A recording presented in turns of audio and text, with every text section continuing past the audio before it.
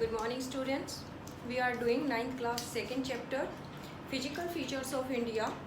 अभी तक हम लोगों ने किसके बारे में बात की है? नॉर्दर्न हिमालय पार्ट्स के बारे में बात कर ली है, नॉर्दर्न प्लेन की बात की है।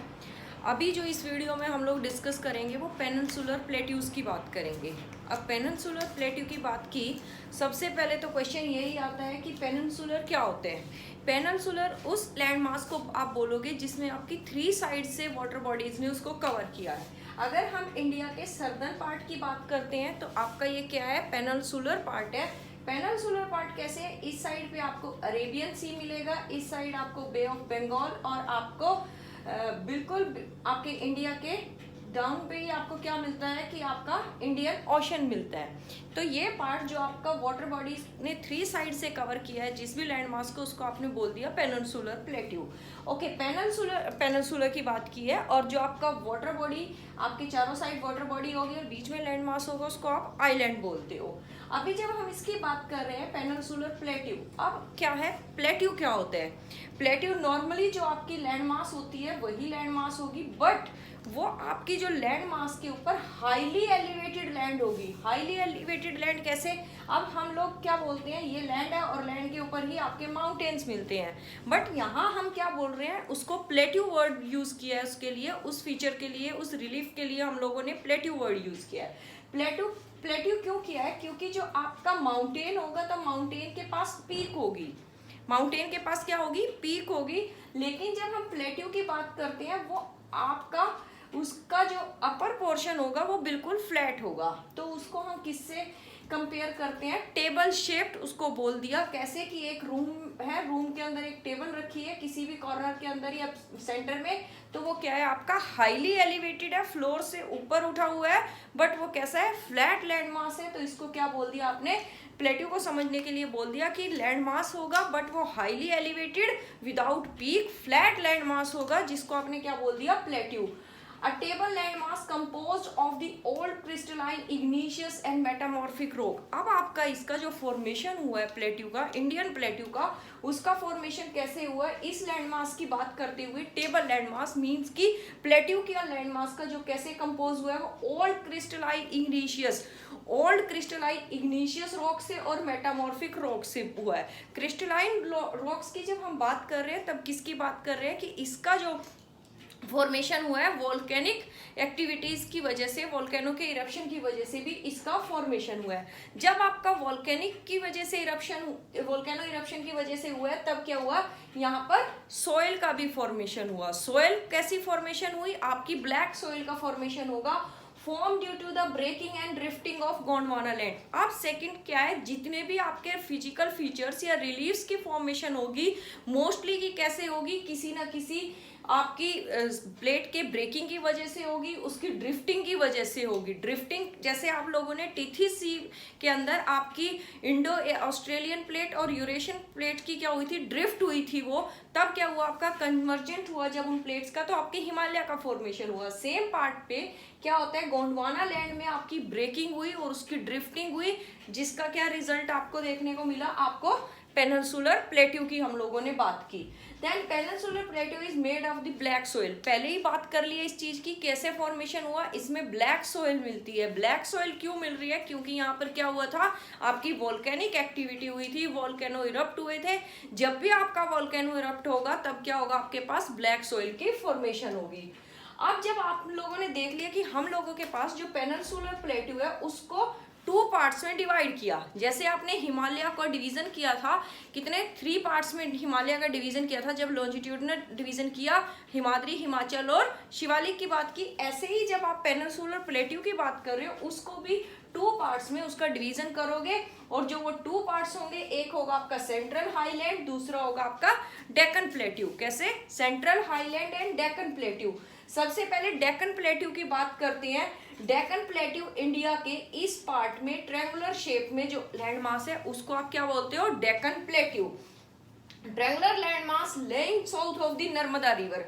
अब इसका क्या है, बिल्कुल सिंपल, इसकी लोकेशन देखनी है कि आपकी जो नर्मदा रिवर है आपके अमरकंटक हिल से ओरिजिनेट होगी, और जब नर्मदा रिवर के बिल्कुल साउथ में, नर्मदा रिवर आपके सेंट्रल हाईलैंड को और डेक्कन प्लेट्यू को टू डिफरेंट पार्ट्स में, जो नर्मदा के नॉर्थ में होगा, अपर साइड में होगा, वो आपका सेंट्रल हाईलैंड होगा, जो आपका साउथ पार्ट में आपको लैंडमास देखने को मिलेगा वो डेक्कन प्लेट्यू मिलेगा। अभी नर्मदा रिवर ने क्या किया, आपको इसको डिवाइड कर दिया, किससे, सेंट्रल हाईलैंड से। नर्मदा रिवर के साउथ के अंदर जो ट्रायंगुलर शेप में लैंड मास है वो क्या है आपका, डेक्कन प्लेट्यू। अब इसकी बाउंड्रीज किसके साथ टच करती है, इसके बॉर्डर्स पे क्या है, बॉर्डर्स की बात की है तो सतपुड़ा नॉर्दर्न बॉर्डर, अब जो सतपुड़ा माउंटेन हिल्स हैं वो इसके नॉर्दर्न बॉर्डर के ऊपर आपको देखने को मिलेंगी। क्लियर। देन बोलते हैं Mahadev, Kaimore hills, Michael hills, और माइकल हिल इन इस बाउंड्री पे आपको क्या मिल रही है, सारी हिल्स के जो माइकल हिल है, महादेव है, कैमूर हिल्स है, वो सारी की सारी आपको कहाँ मिल रही है, डेक्कन प्लेट्यू के ईस्टर्न पार्ट को देखने को मिली। टिल्टेड टुवर्ड्स द ईस्ट, अब क्या है, ये टिल्ट है। टिल्ट कैसे, अगर इसका स्लोप देखते हो तो स्लोप इसका इस तरीके से स्लोप बनाते हैं, कौन, आपका डेक्कन प्लेट्यू स्लोप बनाएगा। स्लोप किस साइड में बनाएगा, आपके इस साइड में वो अपना स्लोप लेके आएगा। टिल्ट है किस साइड में, आपके ईस्टर्न साइड में वो क्या रहेगा, आपको टिल्टेड मिलेगा। Deccan plateau is higher in the west. अब इस चीज का एग्जांपल आप कैसे ले सकते हो, जैसे आपके स्लाइड्स वाले स्विंग्स होते हैं, उस पे आप देखते हो वो एक साइड से हाईली एलिवेटेड होते हैं, दूसरे साइड में आपको स्लाइड करने के लिए क्या होता है, स्लाइड स्लोप्स होते हैं। तो ऐसे ही आपका क्या है, डेक्कन प्लेट्यू है जो स्लोप बनाता है किस साइड में, ईस्टर्न साइड में आपकी ये स्लाइड्स बनाता है या स्लोप्स बनाता है। हायर इन द वेस्ट, और ये वेस्ट डायरेक्शन है तो वेस्ट डायरेक्शन में कैसा है, हाई है, और जैसे जैसे वो इस साइड में जाता है तो स्लोप फॉर्म करता हुआ चलता है। Gently slope in the east, और ईस्ट के अंदर उसके क्या मिल रहे हैं, आपके जेंटल स्लोप वो फॉर्म करता हुआ चलता है। An extension of these plateau is also found in the north east. अगर हम बात करते हैं, ये जब एक्सटेंड करते हुए आपका डेक्कन प्लेट्यू चलता है तो ये आपके नॉर्थ ईस्ट तक एक्सटेंड कर जाता है। दूसरे नंबर पे हम बात किसकी करनी थी, सेंट्रल प्लेट्यू की। अभी यहाँ देखा क्या है, ये नर्मदा रिवर के साउथ में है। अगर इस सेंट्रल हाईलैंड प्लेट्यू की जब आप बात करोगे तो वो क्या है आपका, वो होगा आपकी नर्मदा रिवर जो है, ये नर्मदा रिवर है, नर्मदा रिवर के नॉर्थ में आपको मिलेगा। नर्मदा रिवर इन दोनों प्लेट्यूज को आपस में क्या करती है, डिवाइड करती है टू पार्ट्स में। Plateau laying north in the Narmada river. Clear ये पॉइंट कि नर्मदा रिवर के बिल्कुल नॉर्थ में आपको ये पॉइंट देखने को मिलेगा। Major part of the Malwa plateau, अभी हम लोग क्या बात कर रहे हैं, जो आपका ये प्लेट्यू है, कौन सा प्लेट्यू, सेंट्रल हाईलैंड की जो बात कर रहे हैं, उसका मेजर पार्ट कहाँ है, मालवा प्लेट्यू में, यानी कि ये जो पार्ट है इसका, उसको आपने क्या बोल दिया, मालवा प्लेट्यू का नाम दे दिया। Makes up cover by the Vindhyachal at north. अब इसकी लोकेशन की, अब बाउंड्री की बात की है, वो क्या बोल रहे हैं, विंध्याचल कहाँ है, इसके नॉर्थ में है। अगर विंध्याचल माउंटेन की बात की तो वो इसके नॉर्थ में माउंटेन रेंज कहाँ है, विंध्याचल माउंटेन आपके प्लेट्यू के बिल्कुल नॉर्थ में है। देन बात करते हैं सतपुड़ा इन साउथ। सतपुड़ा कहाँ है, यहाँ पर अगर आप देखते हो सतपुड़ा इसके साउथ में माउंटेन रेंज चलेगी। ईस्टर्न साइड की बात की तो यहाँ पर आपको क्या मिलेगी, अरावली माउंटेन देखने को मिलेगा। यहाँ क्या किया था कि आपके सतपुड़ा को कहाँ किया था, नॉर्थ में किया था। इसका मतलब क्या हुआ कि आपका डेक्कन प्लेट्यू यहाँ होगा, ये नॉर्थ में क्या है सतपुड़ा, ऊपर क्या है आपका सेंट्रल हाईलैंड है, Aravalli in the north east. Clear. अब बात करते हैं rivers such as Chambal, Betwa, Son and from the south east. अभी क्या है, यहाँ पर बहुत सारी रिवर्स की ट्रिब्यूटरीज या रिवर्स भी यहाँ पर फ्लो करती है, जिसमें मेन आपकी रहेगी चंबल, बेतवा, सोन, केन आपकी रिवर्स यहाँ पर फ्लो करते हुए आपको दिखेगी। और ये सारी की सारी रिवर कैसी है, ईस्ट फ्लोइंग रिवर है। कैसी है, ईस्ट फ्लोइंग रिवर है। आपकी ये रिवर इस तरीके से आपकी ईस्ट में फ्लो करेंगी।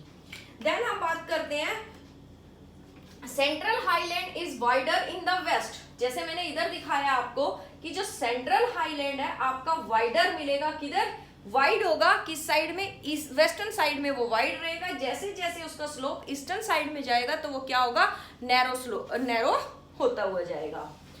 ईस्टर्न अब जो क्या है वो नैरो साइड में जा रहा है, तब उसको कौन से पार्ट मिलेंगे, यहाँ आपका मिलेगा उसको बाघेलखंड और यहाँ मिलेगा आपका बुंदेलखंड।